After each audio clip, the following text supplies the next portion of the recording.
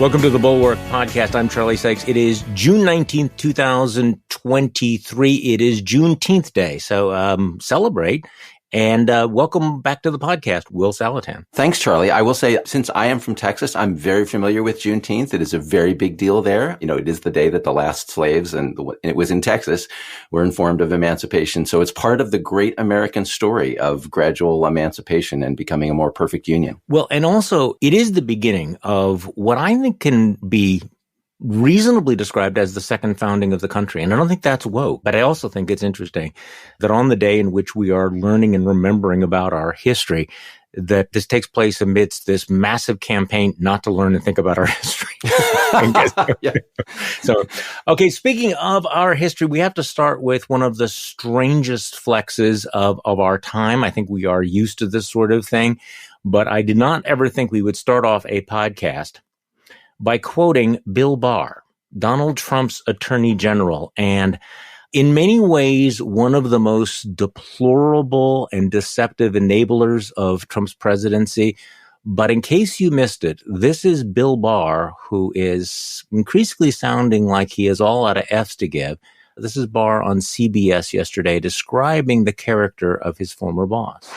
He will always put his own interests and gratifying his own ego ahead of everything else, including the country's interests. There's no question about it. This is a perfect example of that. He's like a defiant 9-year-old kid who's always pushing the glass toward the edge of the table, defying his parents to stop him from doing it. It's a means of self-assertion and exerting his dominance over other people. And he's a very petty individual who will always put his interests ahead of the country's, his personal gratification of his ego. But our country can't be a therapy session for, a troubled man like this. Our country can't be a therapy session for a troubled man like this. If only Bill Barr had been warned. I'm sorry, I just had to say it. What Bill Barr was able to rationalize and cover up, and now he's going, by the way, this man, here's a quote we didn't play. This man is a consummate narcissist, and he constantly engages in reckless conduct that puts his political followers at risk and the conservative and Republican agenda at risk. And what he doesn't say is, and also the country at risk. So welcome to the resistance, Bill Barr. Will? All right. So, Charlie, I'm very excited that we started with this clip of Bill Barr. And the reason is that I get my pony right out of the gate here. I'm going to tell you why this is just wonderful. Okay. So the very fact that you hate Bill Barr and that I kind of despise Bill Barr and that Bill Barr sat there and lied about the Mueller report and buried the Mueller investigation. That's what makes this quote so great, because what Bill Barr is doing here, and Bill Barr is a very, very conservative guy who directly helped Donald Trump get out from under a bunch of other things. But because he is so conservative, such a clear, Republican ideologue, the fact that he is making this critique and the nature of the critique helps to at least broaden the audience for this indictment. Bill Barr's not saying anything about Donald Trump being conservative or Republican. In fact, he says there, right, that Trump put the conservative agenda at risk. This critique is about Donald Trump, the man, the person. It is a character indictment.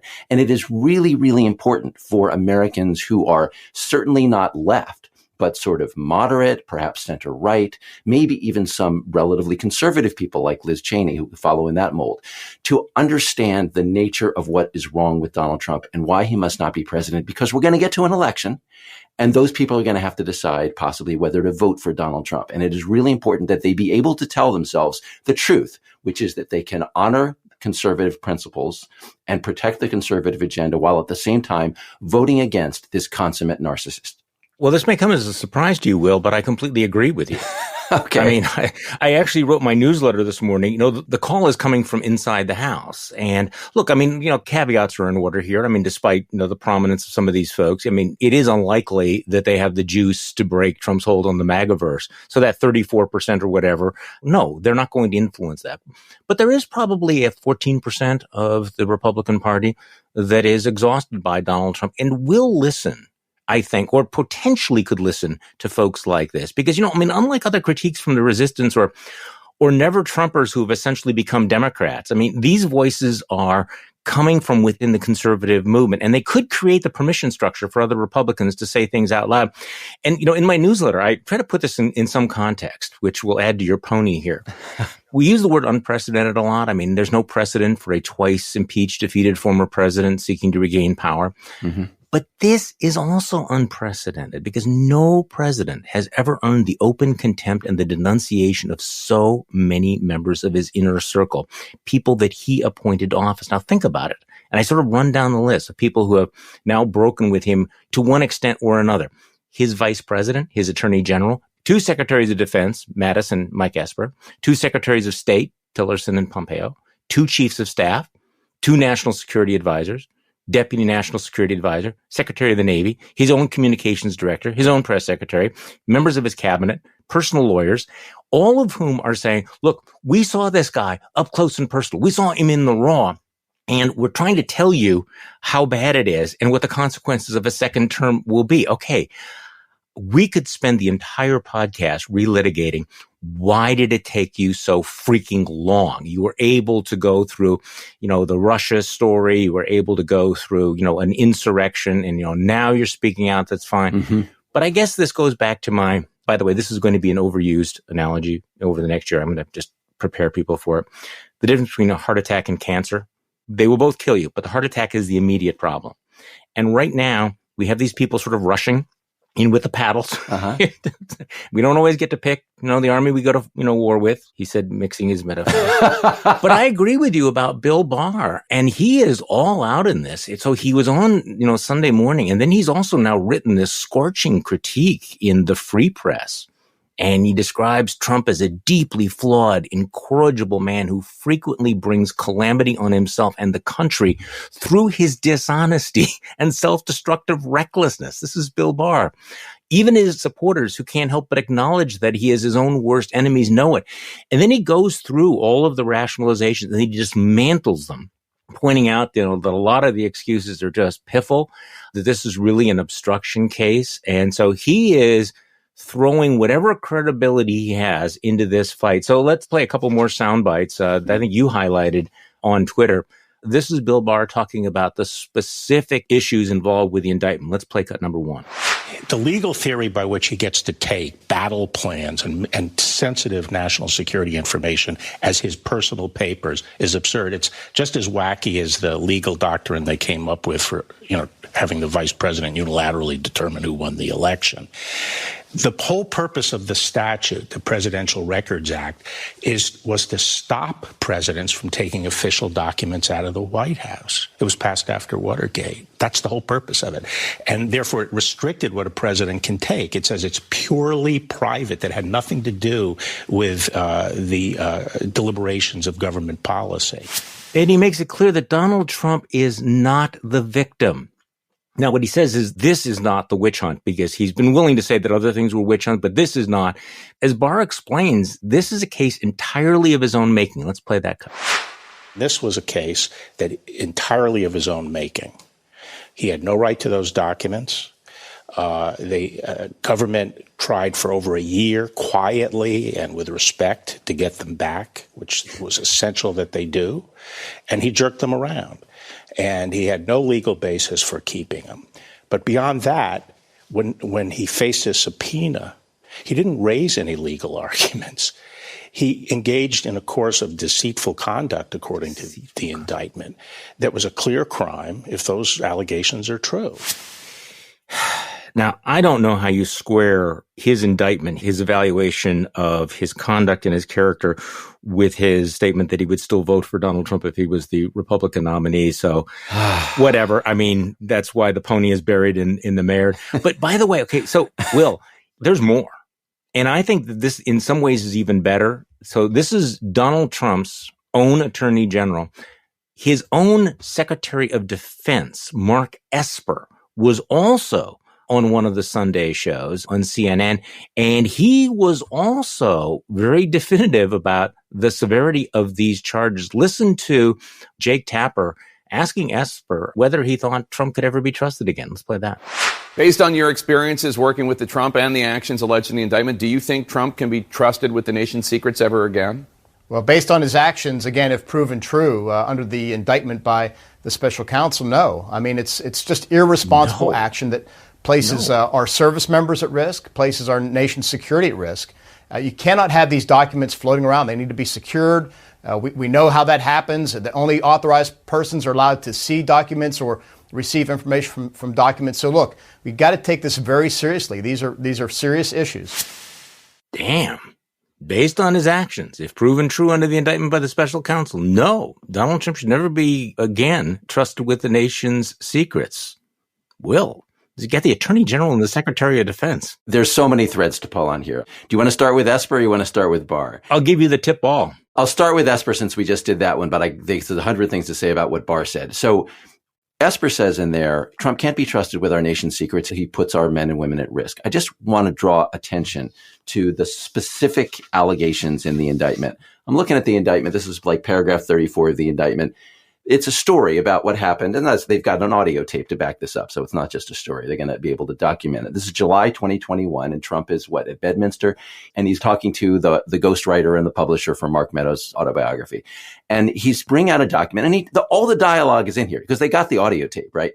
Trump is, telling these guys, he's showing them this document, and he's telling them, I could have declassified it, but now I can't. So it's secret, and I've kept it. I took it with me. And it is a plan of attack for a country which we now know to be Iran, right? A plan of attack. So that's the document he's taking out. What Mark Esper said there, that Trump is putting our men and women at risk, that is directly true. That is not like a turn of phrase, because think about that document leaking to the government of Iran. That is the plan of attack. You are sending your sons and daughters potentially into a military operation to which the former president has leaked the exact battle plan. I mean, that is just an amazing, amazing document for the president to be waving around and showing to people. Well, as Marco Rubio said, well, at least he's not spying. At least we don't have any evidence. He gave it to the enemy. So, and just to remind people, we only know about this because there is an audio tape of it. How many other documents, how many other times has Donald Trump waved this around? Just to remind everyone, the reason why Donald Trump is waving this document around is to settle a political score with Mark Milley. Mm-hmm. So this is a score that Trump has been trying to settle ever since he left office. So God knows how many other people Trump has shown this exact document to. We only know of the one. And think of the peril that it puts American service members in if we ever get into a military confrontation with Iran. So that's what I have to say about the Esper thing. I just think it's astonishing. It is astonishing. And we ought to spend just a little bit of time on the fact that the former Secretary of Defense is saying how reckless and dangerous this is. Because I don't know what it will take to drive a wedge between the Republican base and Donald Trump, but this strikes me as at least a candidate. And again, not the 34% that listen to Steve Bannon or, watch Newsmax, but maybe the 14%. But also because it goes at one of Donald Trump's purported strengths, which is that he supports the military, that he supports the men and women, that he believes in a strong America. And what both Esper and Barr are saying is, no, this is a man who puts his own ego, his own vanity ahead of the country, that he is so reckless that he, in fact, would put the men and women who are charged to defend America in harm's way. If Barack Obama was accused of doing something like that, or any Democrat, the country would be on fire. And the military would be justifiably absolutely outraged. Well, here's Donald Trump who wraps himself in the flag. And if you can point out, look, this is not someone who puts the country first. This is someone who always puts himself first. This is not somebody who, in fact, is behaving like a responsible commander-in-chief. This is somebody who is more interested in settling scores. And this may cost American lives. That strikes me as salient. It is, and it's very important. And just to come back to what we were talking about earlier, the fact that Bill Barr is a genuine national security conservative. He's worked in the intelligence community, right? He cares about this stuff. I believe it was last week, talking about the same problem. He said when he looks at the nature of the documents that are described in the indictment and Trump keeping them and showing them around, he said it turns your stomach if you care about national security. Now, Donald Trump doesn't care about national security, but it's really important to have spokespeople like Bill Barr who do. speaking to voters who do, voters who are not going to be typical Joe Biden supporters, right? Reminding them, if you care about any of the things that we talked about, if you cared about family values, you should care about the way Trump treats women. If you care about national security, you should care about the way Trump treats classified documents. It's really important that those people are out making the case. Well, I agree with you. Did you have something else you want to say about Barr? Because, I mean, there's so many different elements. I mean, Barr sat down and his critique, which is in the Free Press, I linked to it in my Morning Shots newsletter, is quite extensive. He walks through all of the various rationalizations and the suck-ups. And he says, there's a lot of razzle-dazzle here, but it's beside the point. And he is quite definitive that, he says this effort to present Trump as a victim in the Mar-a-Lago document affair is cynical political propaganda. Now, Bill Barr knows cynical political propaganda. So coming from, there's a certain amount of irony there, but of course, irony was killed many, many years ago here. But it is interesting that he would say that, and he says these justifications are not only farcical, they are beside the point. They ignore the central reason the former president was indicted: his calculated and deceitful obstruction of a grand jury subpoena. Right. Again, the irony that I need to point out, that the Mueller report documented in great detail Donald Trump's obstruction of justice, and Bill Barr was the key player in basically distorting that and blunting that. But now he's saying, okay, this guy, I protected him before when he obstructed justice, but now I am really outraged about this calculated and deceitful obstruction of a grand jury subpoena. Okay. But now, Okay, I share your unhappiness with Bill Barr's past behavior, but I'm still going to go with I got so many ponies here. I got a whole Kentucky Derby of ponies. Yeah. Okay, this critique that Barr is delivering about, let's start with the obstruction of justice. Okay, we just talked about how Barr, in the case of national security, is making the case to national security conservatives why Trump did is wrong. Now, also, Bill Barr would like to think of himself as a law and order conservative. Right. I can see Charlie Sykes laughing because Bill Barr buried the Mueller investigation. But here is Bill Barr saying this case. Not laughing. Okay. Not funny. Not amused. So this case, the documents case, he's saying is an open and shut case. Here they have the goods. Trump has violated the law, as you just read from that quote. It's obstruction of justice. That is a crime, right? And if we really believe in law and order, we law and order conservatives, we should prosecute anyone for that, including the president. So that's another way in which Barr is speaking to that audience of conservatives. In addition to that, so we did national security, we did law and order. How about textualism? How about, Federalist Society conservatism about the nature of the law and interpretation of the law? When Barr goes into and talks about the Presidential Records Act, that was a great passage, because what he's doing is saying, look, I'm serious. I'm going to be serious here about looking at what was the text of the statute, right? The statute, the Presidential Records Act, distinguishes between personal records and agency records, government records, like the ones that Trump has withheld here. And he also talks about the context of the Presidential Records Act. It was created right after Watergate, I think. And the point was to constrain presidents taking documents away, not to make it easier for them, not to justify it.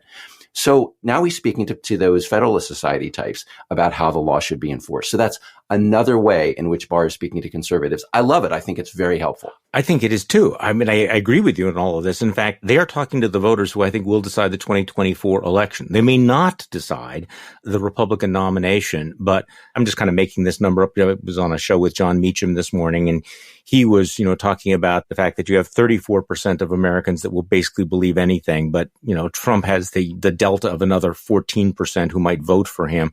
But that 14% is not necessarily locked into it. And I agree with you. I think speaking to these people is absolutely crucial. And the voice needs to come from inside the House. So let's talk about Mike Pence, because I have to tell you, it actually makes my head hurt. People ask me about it, and I've said it's like walking cognitive dissonance. But Pence has been evolving on this issue. He's gone back and forth. He suggested he was going to pardon him, and now he's waffling on the issue. He has said that he will not defend the conduct. And yet he seems willing to go along with the other Republican attacks on the Department of Justice. You had a fantastic piece last week, from justifying Trump to justifying autocracy, taking a deep dive into all of these defenses that we're getting from MAGA Republicans who want to defund the FBI, want to go after the Department of Justice, in the context of Donald Trump threatening himself to to weaponize the Department of Justice to go after his political enemies. Well, here's Mike Pence yesterday on Meet the Press. It was a long interview. There's a lot there, but here is Mike Pence talking about the alleged double standard. The American people would like to see evidence that we don't have a two-tiered system of justice. 7 years, it appears as though Democrats get one level of treatment, and Republicans, especially those of us in the Trump-Pence administration, get another. And the American people want to see action by the Department of Justice that proves to them or starts to prove to them that that's not the case. Will? Does Mike Pence hear himself? No, I don't think so. Okay, just to remind everyone, there are 3 prominent recent cases of public officials having documents they shouldn't have. One is Donald Trump. One is Joe Biden. The third is Mike Pence, right? 2 of these guys are Republicans. One of them is a Democrat. If there is political bias being practiced, you would expect the 2 Republicans to be persecuted. And that is what Mike Pence alleges. He says those of us in the Trump administration are being prosecuted for this stuff. Just factually, a small correction. I think it's about 2 weeks ago, we learned that Mike Pence has already received, his lawyer has already received a letter from DOJ saying he's not going to be prosecuted for his treatment of classified documents. Why? Because just like Joe Biden, Mike Pence, when he found out that he had these documents, which were mixed with other stuff, right, that he didn't know about it, he says, come in and take it, right? It's not mine. It belongs to the government, right? So Donald Trump gets treated differently, not because he's a Republican. He and Mike Pence were both in the Trump-Pence administration, may I remind. That's why it's called the Trump-Pence administration. And so it is just amazing for Mike Pence, of all people, to go on TV and allege that the Trump-Pence administration, rather than Donald Trump himself, because of his particular behavior, not because of his politics, are being somehow persecuted. This is where I think Ron DeSantis and Mike Pence seem to be following a similar path, which is that somebody gives them a checklist of phrases and words and positions to take that are deemed to be safe, and they take them. So Ron DeSantis is out in Nevada and he's, serving beer to veterans, and he says, anything but Bud Light. Fuck's sake. I mean, come on. I mean, it's just the pandering there. And then Mike Pence feels that he needs to attack the Department of Justice. Well, at least he didn't go as far as Tim Scott. Tim Scott, who is, he's a no-hoper. I don't know what he's actually running for, whether he's running for VP, senator from South Carolina. He was on yesterday. I mean, he got in touch with his inner, hackiest hack on all of this, going after the Department of Justice. A very short clip here. Here's Tim Scott asked about this indictment, and this is what he said. You've said you would restore integrity at the DOJ. What would you do? The first thing we have to do is fire Joe Biden. The second thing we do is fire Merrick Garland. And the third thing we do is fire Chris Wray. We have to clean out the political appointments in the Department of Justice to restore confidence and integrity in the DOJ. Today, we want to know that in our justice system, Lady Justice wears a blindfold, and that all Americans will be treated fairly by Lady Justice. But today, this DOJ continues to hunt Republicans while they protect Democrats. What is he talking about? Is he talking about the January 6th investigations? Is he talking about the indictment of Donald Trump? And keep in mind, by the way, I know we have the memory of Goldfish, but remember that Trump rode to the presidency in 2016 on the slogan, lock her up, which was, talking about Hillary Clinton's abuse of classified documents. I mean, it's just this way, irony was beaten to death by hammers. I mean, seriously. So Tim Scott, I'm going to fire Merrick Garland. We're going to fire the FBI head, and we're going to do what? We're going to put in the kind of people that Donald Trump would bring back and put in charge of the Department of Justice. I'm trying to clean this up, but you know what I want to say next, right? I mean, God bless Tim Scott. He talks about Lady Justice wearing a blindfold. Clearly, Tim Scott is wearing a blindfold because when Republicans get to the point of saying we have to stop the liberal bias in the Justice Department by firing Chris Wray, of course, Chris Wray, famously appointed by Donald Trump, right, to replace what he thought was a biased Justice Department. Yeah. So it's Trump's own appointee. And the fact that they are attacking Chris Wray is very useful as an index of the absurdity of this, because it shows that no matter who is in charge of the Justice Department or the FBI, right, including people appointed by Donald Trump himself, that person will be accused of bias if they investigate or prosecute anyone on the right, including Donald Trump. So it's insane. And one other thing on this, Charlie, imagine President Tim Scott. I know that's hard. Imagine President Tim Scott and you or anyone else has just been appointed to a senior position in Tim Scott's Justice Department. After Tim Scott has delivered this attack and this statement of what the Justice Department mustn't do, and you are faced with an obvious crime by a Republican, are you going to prosecute that? Are you going to investigate that? Or are you going to feel the heat of President Tim Scott over your shoulder, suggesting that you will be chucked out, that you will lose your job and possibly more if you investigate that crime? Okay, well, I have a more realistic scenario that Tim Scott is still a member of the U.S. Senate and has to decide how is he going to vote on the confirmation of Donald Trump's attorney general, who has pledged that he is going to immediately indict all the members of the Biden family. Will you vote to confirm the kind of person that Donald Trump would name to the FBI directorship, to the other positions in the Department of Justice? Because the one thing about Donald Trump is he's made it very clear what he will do and what he intends to do. And one of the questions, of course, out there is, and would Republicans go along with it? I think, as you wrote in your piece, there's a lot of reasons to believe that they would go along with it. Even though he says basically nakedly, I don't believe the Department of Justice should be independent. I'm going to strip it of its independence, and then I'm going to use it as a weapon against my political foes. What does Tim Scott, a member of the United States Senate, do when he has to vote up or down? I think I know what he would do. He'll go along. He'll roll over. Right. They all go along because this is all projection. There isn't anything that one could do as attorney general or president to insulate this case, the Trump prosecution, from politics that they have already done. Biden has tried to separate himself from Garland. Garland has tried to separate himself from the case by appointing Jack Smith, right? So Jack Smith does it. And what do the Republicans say? It doesn't matter because it's a Democratic administration. Remember, they have two scenarios here. One in which Republicans control the government and Trump never gets prosecuted because of sort of gutless partisanship. And the other is Democrats control the administration, in which case, no matter what insulation is put there to keep it non-political, Republicans will accuse it. So either way, they've got it covered that Trump can never be prosecuted. Wonderful. Yeah, it's perfect, isn't it? Okay, so I know I've used the word irony too many times. I think we're at our quota. But these attacks on the Department of Justice are particularly ironic in light of the big story the Washington Post dropped a few minutes before we began taping this. I'm holding in my hand, this is like a 10,000 word piece. The headline is FBI resisted opening probe into Trump's role in January 6th for more than a year. In the Department of Justice investigation of January 6th, key justice officials also quashed an early plan for a task force focused on people in Trump's orbit.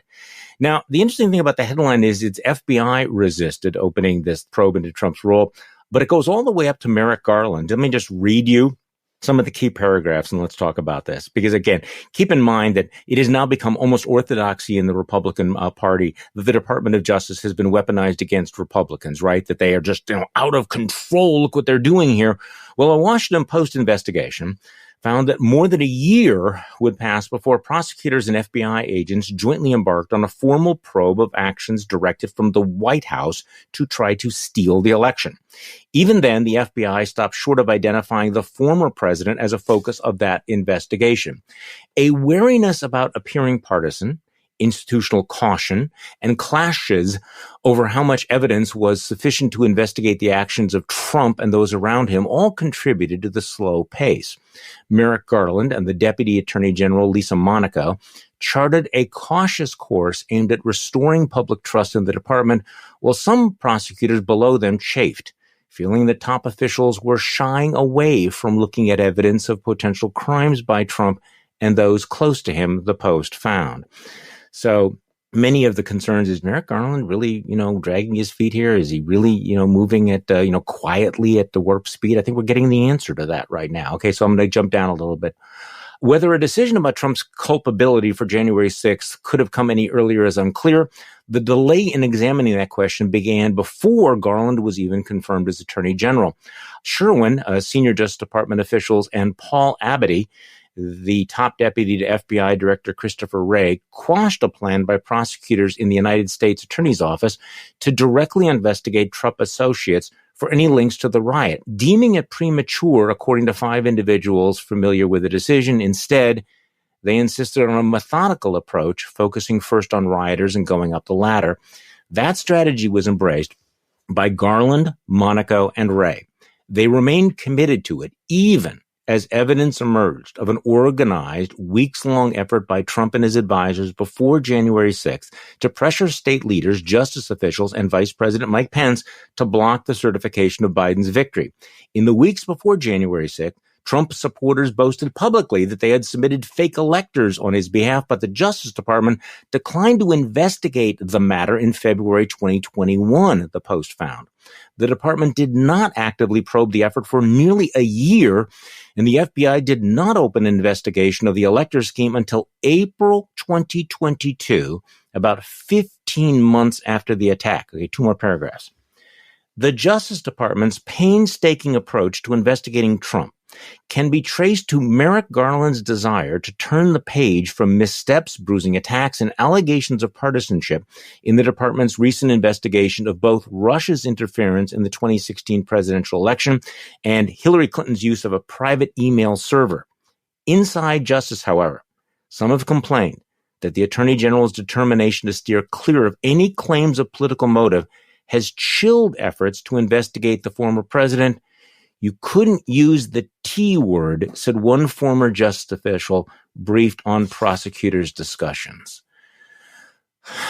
Well, the good news is that eventually he appointed Jack Smith after Trump announced he was running. Jack Smith is obviously being very, very aggressive, but this delay, I mean, that's become the big problem, going right into the election. So what do you think, Will? Well, first of all, let me just pause on that wonderful quote, you couldn't use the T word. Imagine for a minute, Charlie, that instead of the T word, imagine it was the B word, Biden, right? I mean, you and I wouldn't even be able to talk here. We would already have been overwhelmed by Jamie Comer and Ted Cruz and Kevin McCarthy out pouncing on this and saying they're covering up for Joe Biden. So instead, it's not Biden that they're covering up for, it's Trump. And I want to say covering up. I don't mean they're covering up, but they're going very slowly, in fact, very carefully. And I really liked the line there about how Garland is trying to turn the page from the Russia investigation. And look, Bill Barr buried the Mueller report, and there was lots of evidence of collusion and obstruction in the Mueller report. But there were definitely missteps in the Russia investigation. And there were some overzealous people. They went too far in a lot of ways, the Carter Page warrant and all that stuff. Mm-hmm. So what happens here is Merrick Garland decides to take that criticism seriously. Merrick Garland's trying to be the good guy. He's trying to be honest. And he says, we're not going to do what happened in the Russia investigation, right? What is Merrick Garland's reward for that? Is to be accused of political hackery anyway, because it doesn't matter. We already have right now many Republicans accusing the Biden Justice Department, as they call it, of dragging its heels on Hunter Biden, right? Why it's taken 4.5 years. Why has there not been? And what we see here is that the Justice Department under Merrick Garland is being careful in all respects, right? In all cases. They're trying to bend over backward, not to push it and wait until the evidence is overwhelming. So when you hear criticisms about the Hunter Biden investigation and why there isn't more action on that, remember that this is a methodical approach by the Justice Department under Garland as a whole. Well, I don't think that this article describes just methodical. It describes self-deterrence, and it describes excessive caution.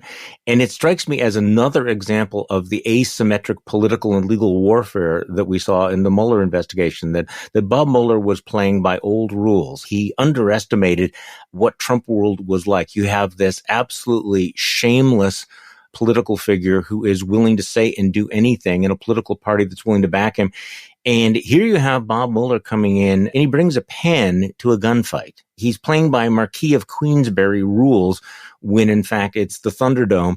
And in many ways, Merrick Garland is also from that generation and from that tradition, that he came in and he thought, I'm going to restore the institutional integrity of the Justice Department. Great.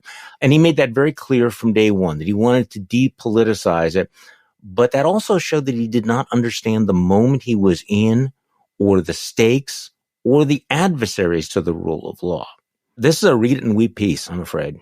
Well, okay, so I'll argue with you here. Okay. And just to be clear with everyone, I am a squish, right? And my flaws are the flaws of a squish. This is known. This has been established. So maybe I'm being a sap about this story. It's not, and they are definitely bending over backwards, perhaps farther than they should. But Garland is trying to restore faith in institutions. And I think he's right to have his focus on restoring faith in the Justice Department, not on punishing Donald Trump. I think that's really important. But the problem is when Garland is trying to do that. It just gets overwhelmed by, again, Cruz and McCarthy and Comer and all these cynical Republicans in Congress who don't care about the institution. And they are out there every day trying to destroy public faith in law and order and in the institutions of law enforcement by alleging no matter what happens, no matter who's in charge of the Justice Department, no matter how far it bends over backward to avoid prosecuting Donald Trump, they still allege you cannot trust these institutions and we have to tear everyone out of them. And didn't Vivek Ramaswamy say he wants to abolish the FBI? I mean, it's just an escalating arms race on the Republican side to destroy not only faith in the institutions, but the institutions themselves. This is why what Bill Barr is saying is so important, because Bill Barr is standing up and saying, okay, I come from that world. I come from the Department of Justice. And I have to tell you that what they're saying is happening is not happening. This is not the case. And so even though I may hate the fact that it's Bill Barr, think about what a twisted world we're in. Merrick Garland comes in and he has to clean up the mess largely created by Bill Barr, right? He has to I need to restore the integrity of the Justice Department that was trashed under my predecessor, Bill Barr. And yet at this particular moment in history, who is the figure standing up and providing cover to what the Department of Justice is doing with Donald Trump? It's Bill Barr. So, I mean, this is why Game of Thrones is actually kind of a documentary. It's like you just never know, who's going to, stand up when you actually need them to stand up. So, all right, speaking of people who are strange twists of fate, and we've talked about this extensively, of course, Chris Christie, I think you could argue, contributed as much as anyone to Donald Trump's triumph back in 2016. We remember him, endorsing him, one of the first normal Republicans to endorse Donald Trump after taking out Marco Rubio. Well, Chris Christie has emerged as the biggest, I think the most vociferous, and in many ways the most eloquent Trump critic on the stage. Asa Hutchinson has been saying rather extraordinarily on-point things, but Chris Christie has become far more entertaining and interesting. Well, he was on various shows yesterday and explaining, and of course he's asked, what were you thinking back in 2016? This is his first answer. I made it very clear in 2016, I did not want Hillary Clinton to be president of the United States, and I think that was the right decision. And my hope back in 2016 was that I could make Donald Trump a better candidate, and if he won, a better president. I tried, and I was wrong. I couldn't make him a better president. And he failed over and over again. All you need to look at is the fact that he said he would build a wall. He didn't build the wall. And in fact, he said he would make Mexico pay for it. We haven't gotten our first peso. He said he would balance the budget in 4 years. He left the biggest deficit of any president in recent American history. I have a problem with that answer. Okay. And you know that I've kind of, been open to listening to Chris Christie. There's a couple things. I mean, number one, first of all, Chris Christie's a smart guy. He knew that Mexico was never going to pay for that freaking wall. Okay. Number one. Number two, he knew that he wasn't going to balance the budget in 4 years. He absolutely knew that. So come on. Mm-hmm. And also that the explanation that he wanted to beat Hillary Clinton. Well, here's the problem. He endorsed Donald Trump before Donald Trump had nailed down the nomination. So at that point in the race, it was not Donald Trump or Hillary Clinton. Mm-hmm. It was anybody else in the field and Hillary Clinton. Now, if he had waited until after the convention and then he endorsed Donald Trump, then he could say, okay, it was either him or Hillary Clinton and blah, blah, blah. But the fact that he endorsed him so early and played such a role in getting him the nomination makes that a little bit questionable. No, not a little bit questionable, a lot questionable. I fully agree with that. That's a really good point. And in addition to that, I would add, think about what Christie just named as things Donald Trump did that showed he was not a real conservative, right? He said he would build the wall, make Mexico pay for it. That didn't happen, right? He says he left it with the biggest budget deficits in history, right? So, Charlie, all of that was quite apparent by the fall of 2020 when, to remind everyone, Chris Christie, the reason Chris Christie got COVID and nearly died was that he was doing Donald Trump's debate prep, right? Not 2016. We're now in 2020. We've been through the whole term that Chris Christie describes, and still Chris Christie was trying to help Trump win a general election. And part of the reason why that's important is if in 2016, despite everything he said about Donald Trump, Chris Christie supported Trump in the general election. And in 2020, despite Trump having shown that he wasn't conservative in all the ways Christie alleges, Chris Christie again supports Donald Trump. Why should we believe in 2024 that if it's once again Trump against Biden, that Chris Christie won't roll over again? I mean, I assume he will. Well, I'll ask him. I'm going to have him on the podcast. Oh, good. I'm going to have him sitting in the seat you are sitting in right now. Good. I hope. And I have to ask him that. All right. So among the other things that he addressed, was really interested in this because I think he's made it clear that he would never support Donald Trump even in a general election. But as we know, the Republican National Committee is demanding that all the candidates sign a pledge that they will support the nominee, even if it is Donald Trump. And if they don't do it, they won't be on the debate stage. Chris Christie was asked about this. This is his thoughts on the RNC demand for a pledge. Jake, I'm going to go back to 2016 again and say I'm going to take the pledge just as seriously as Donald Trump took it in 2016. Ooh. As you'll remember, Reince Priebus had to go up to Trump Tower to get him to sign it, to ask him to do so. He did, and then we went to a subsequent debate, and we were all asked if we would reaffirm our support of whoever the nominee was going to be by raising our hand. There were 10 of us on the stage. 9 of us raised our hands. The one who didn't was Donald Trump. And so I'll take the pledge in 2024 just as seriously as Donald Trump took the pledge in 2016. Okay, so Will, is he going to take the pledge or not? I'm not quite sure. I like the answer, but is he going to take it or not? Oh, absolutely. Absolutely. Okay. He's going to take it. And then ignore it if it's Trump, right? Right. Exactly. So, Charlie, let's pause for a minute and talk about Asa Hutchinson and Chris Christie, because this is really a good example of two guys who think different. Like, these are the two guys in the Republican field who are really aggressively criticizing and rejecting Donald Trump. But they're doing it in very different ways. And some of it is Arkansas versus New Jersey, right? So Asa Hutchinson is kind of the Boy Scout, right? He's trying to be good and honorable and a good Christian and all that. And I don't think we have the clip of him, but I'll just tell you what he said. He was on one of the other shows, and he said about the debate pledge, he's also going to take the pledge. And he explains how in his mind, in Asa's mind, he's rationalizing it, that you have to be confident that Trump will not actually be the nominee. So that's what he tells himself. Hutchinson tells himself that therefore he can make this statement that I will support the nominee. So it's this kind of moral rationalization, right? Chris Christie's totally different. Chris Christie is all Jersey, right? He's like, oh, I'm going to stand up there. I'm going to take this pledge. And if it comes to Trump, he's basically saying, I'll renege. I'll renege because I don't respect the pledge. Yeah, because it was bullshit in the beginning. Now, Asa Hutchinson also did something interesting last week. We got to mention this. So he actually writes to the RNC and say, okay, I'm going to take this pledge, but can we have an out clause that it doesn't apply to somebody who is a convicted felon? See, by the way, a very reasonable ask on his part. Like, okay, I'm going to pledge this, but is there a clause there except for, somebody who is convicted of violating, say, the Espionage Act? And the RNC's answer was, no way. No, you pledge to support the nominee. It doesn't matter if he's a convicted felon, which is one of those amazing moments in American politics that just sort of got glossed over. The RNC essentially saying, we can nominate a convicted felon, somebody convicted of violating the Espionage Act, and damn well you better support that person because it's all about party over anything else, party over principle, party over country, party over whatever. Yes, emphatically yes. And I thoroughly agree with you. This is a loyalty uber alles party. And, if you're asking yourself, what does the Republican Party stand for?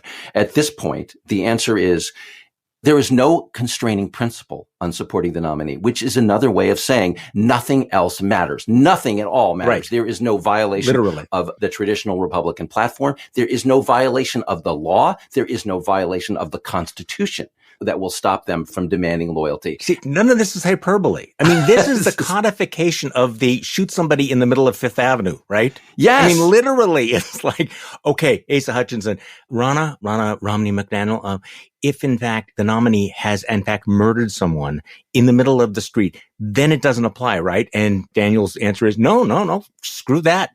If he's the nominee, doesn't matter what the body count is, doesn't matter sexual assault, espionage, anything. Hush money, you got to do it. Right. So, Charlie, can you remind me, what was the exact phrasing when Hutchinson wanted them to commit, we don't have to support the nominee if what has committed a felony? Was that it? Because if that is, so. just to remind everyone, shooting someone on Fifth Avenue in cold blood is a felony.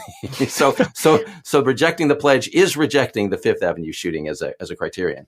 Okay, so in the few minutes we have left, you did this, as I said before, a really remarkable piece for the Bulwark about the justifications for Trump. And you point out, once again, Trump is testing America's tolerance for autocracy. And once again, his allies on the right are backing him up with extreme and dangerous theories of vast presidential power. And I'm not going to go through the details, but here are the arguments that we're hearing right now. And these are prominent people on the right. Number one, that a former president is entitled to obstruct investigators if he doesn't trust them. Number two, a former president is entitled to withhold documents from investigators based on his belief that he declassified the documents. Number three, that federal law grants a former president sole authority to decide what he can keep. Number four, the mere act of taking documents makes them the former president's rightful property. Wow. Number five, a former president is entitled to hide documents from investigators as long as he doesn't destroy them. Number six, a former president is entitled to destroy documents. Number seven, a former president can ignore rules about sensitive documents because the people who make and enforce those rules are corrupt. 8, former presidents are exempt from the classification system. Number 9, Congress cannot constrain a former president's treatment of documents. Number 10, no former president should ever be prosecuted. This is John Yoo.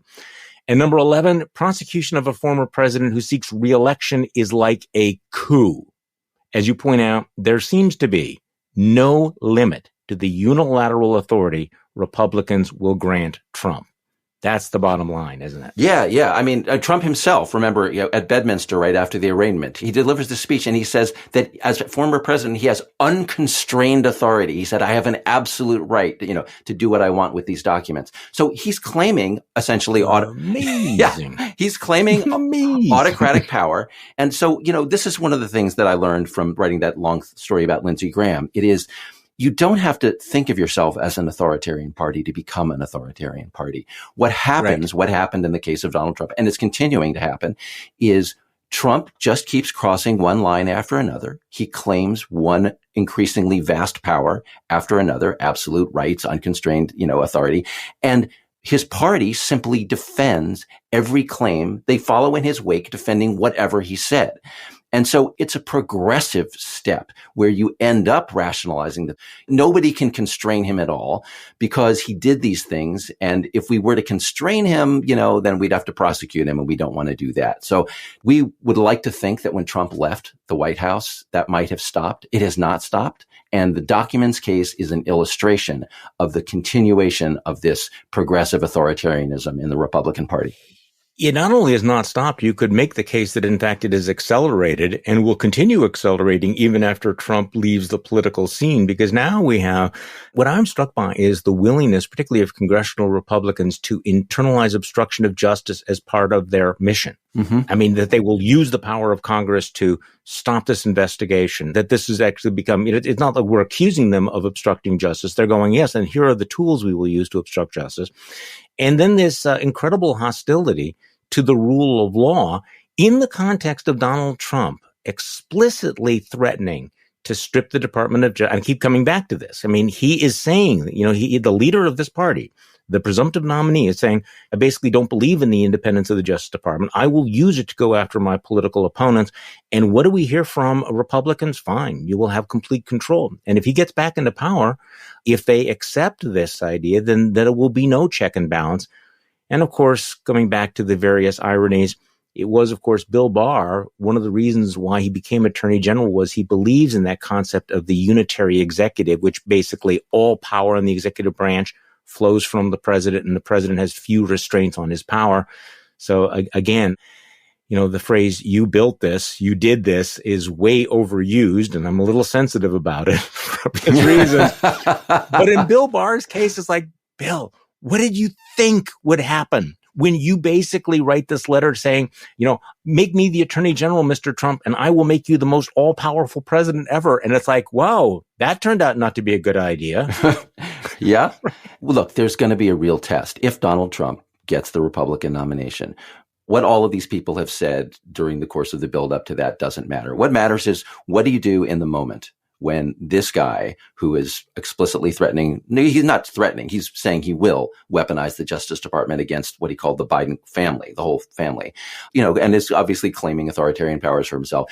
If you're serious about any of what you said, about national security conservatism, about judicial conservatism, about moral, cultural conservatism, about the Constitution, if you're serious about any of it, then you have to support the alternative, the one guy who could beat him, right? Which, like it or not, is Joe Biden. And I understand people have other objections. If you don't do that, if you won't do that, then you're not serious about any of this. So we'll find out. But you do understand why they're not willing to say this right now. If they want to stay relevant in this particular debate, it can't be the binary choice between Trump or Biden. It's got to be the binary choice between Trump or never again Trump. Mm-hmm. And I think that there will come the time when it becomes a different choice. But right now, I do understand why they are basically saying, look, we are conservatives talking to other conservatives right now. And I think that's the most important debate that's taking place at the moment. It doesn't mean that they will have the same debate a year from now. Will Saletan, it is great having you back on the pod. We will talk again soon. Thank you. Thanks, Charlie. And thank you all for listening to today's Bulwark Podcast. I'm Charlie Sykes. We will be back tomorrow, and we'll do this all over again.